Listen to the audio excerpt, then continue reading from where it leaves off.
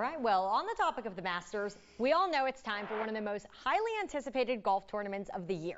The iconic event is already underway in Augusta, and who better to give us all of the insight than Mike May? He's the editor-in-chief of Indiana Golf Journal. So, Mike, thank you so much for being here with us Pleasure. today. I have a great passion for the Masters, and I've done lots of research, and I probably know more than the average bear. Yeah, I know that you've kind of coined yourself as a Masters connoisseur. So tell us about some of the unique things that you know about the Masters that people at home just may not know about. Well, first of all, parking is free. If you're going to go to the Masters, wear comfortable shoes because it's very hilly. The TV actually sort of makes things rather flat. So, and also the food is incredibly inexpensive and very good. Pimento cheese sandwiches for $1.50. Potato chips for $1.50. A bottle of water for $2. So for lunch, for $5 you can have lunch. The other aspects of the Masters that are unique, the green jacket, which is given to the winner every year. That tradition started in 1949 when Sam Snead was first given the jacket after winning. But the tradition of wearing the jacket started in 1937 with members. And of course, if you look at those jackets, it has a brass button. On each brass button is the miniature logo of the club.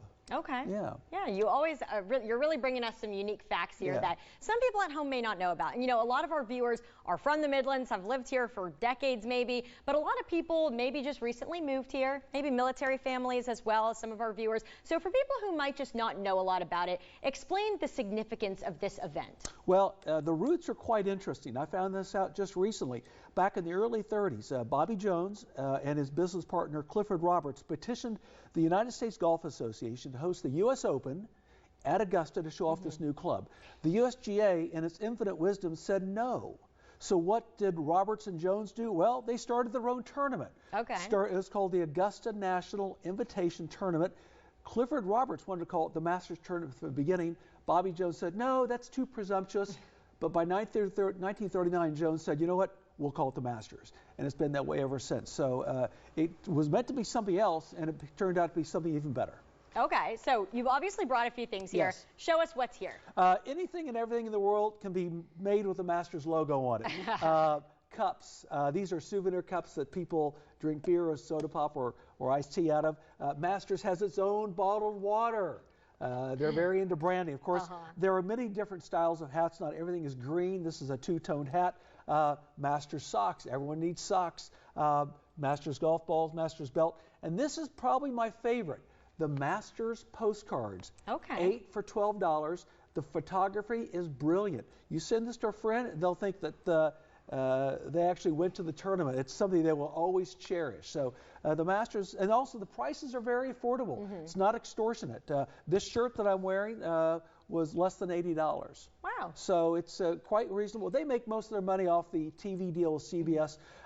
Also, the food is inexpensive. The items are reasonable because the patrons are considered friends, and you don't take advantage of your friends. Yeah, that's a really good mantra there. Yes, that's the... Well, I know that you have such an extensive knowledge really covering this and learning about it. Tell us about some of your experience with the Masters. What's a fond memory of your coverage? Well, I was there yesterday. The Par 3 tournament is always on every year on the Wednesday, and it's very family friendly. The fans can yell and scream and get excited. Just the color of the grass is an amazing hue of green, and they have resources that most courses don't to make a place that was once a nursery absolutely beautiful. All the holes have a name after some type of foliage or shrubbery. I've memorized the back 9. It starts with camellia, then white dogwood, and then 12 is golden bell, azalea, Chinese fir, firethorn, redbud, nandina, holly.